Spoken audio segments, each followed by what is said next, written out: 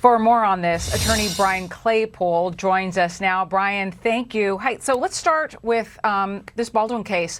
What are the chances, do you think, that this is actually going to go to trial? Hey, Alicia, great to see you again. This case should not go to trial. If I was representing Alec Baldwin, I would have tried to throw out these charges on a different basis, not trying to throw out a grand jury indictment. You're never going to do that. What his lawyer should have argued is there's already been a jury trial. The trial has found guilty Hannah Gutierrez-Reed. It was her sole job to handle that firearm and make sure there was no live ammunition in it.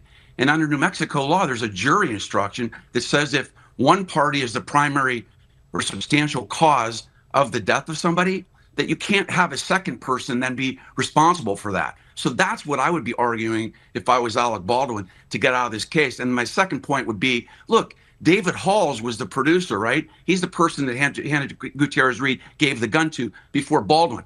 He copped a plea deal for negligent handling of a firearm, which is a misdemeanor. So that's what the prosecution should do with Baldwin if they're going to cut a deal. Have him plead to a misdemeanor and get this case over. Yeah, I don't think we're done yet. I don't think we're just going to show up in New Mexico in July. You have a really good point there. Okay, so let's talk concert tickets, okay? Because earlier this week, the Department of Justice filed an antitrust lawsuit against Live Nation / Ticketmaster. Here is Attorney General Merrick Garland. Take a listen.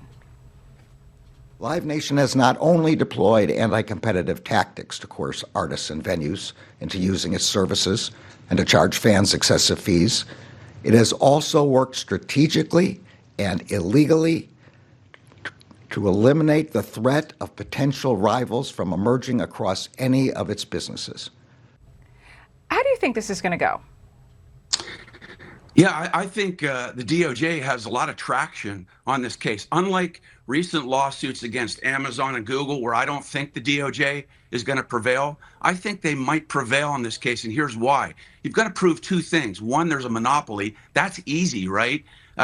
Live Nation owns 40 of the 50 major concert venues throughout the country. They also act as promoters, and they also have Ticketmaster to act as ticketing. So they clearly have a monopoly. What's got to be proven is that they have gained market share through willful behavior as opposed to organic competitive growth. And that's where I think Live Nation is going to lose. Why? Because in this complaint, it was very well written. There were email exchanges, for example, with this company called Oakview Group, Alicia, where they were a promoter, and you could see that Live Nation was bullying them on not promoting certain artists. And then guess what happened? Those two ended up colluding, and they're now part of Live Nation. Yeah, some of the statements that Merrick Garland was making made it sound like he was talking about the mob. Let me put up a statement here from Live Nation, because they did respond, in part saying, like, this isn't going to fix ticket problems. Quote, calling Ticketmaster a monopoly may be a PR win for the DOJ in the short term, but it will lose in court because it ignores the basic economics of live entertainment, such as the fact that the bulk of service fees go to venues and that competition has steadily eroded Ticketmaster's market share and profit margin. Competition, you just pointed out, there's not that much competition left out there because of the way that they've been accused of behaving.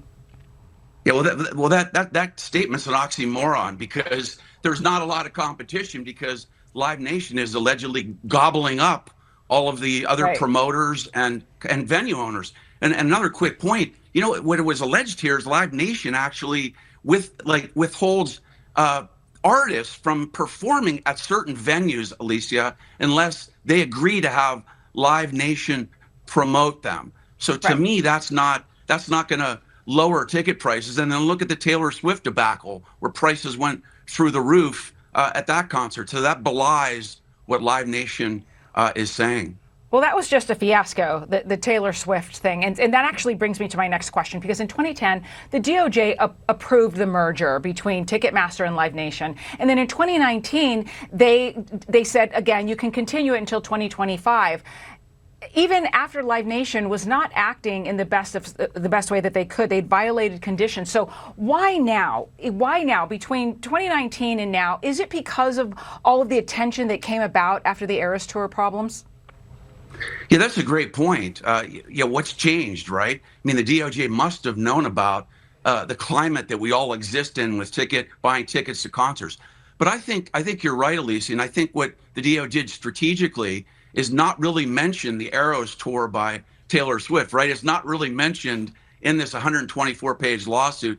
But I think that was the impetus to take a closer look. Why? Because legislators across the country were telling their constituents, you should file a complaint with the DOJ exactly. about what happened. And I think because of the pressure, they had to bring this lawsuit. Yep. Taylor Swift literally everywhere. Brian Claypool, thank you so much. Good to talk to you on this Saturday. Yeah, great seeing you, Lisa. Happy Memorial Day. Thank you. You too.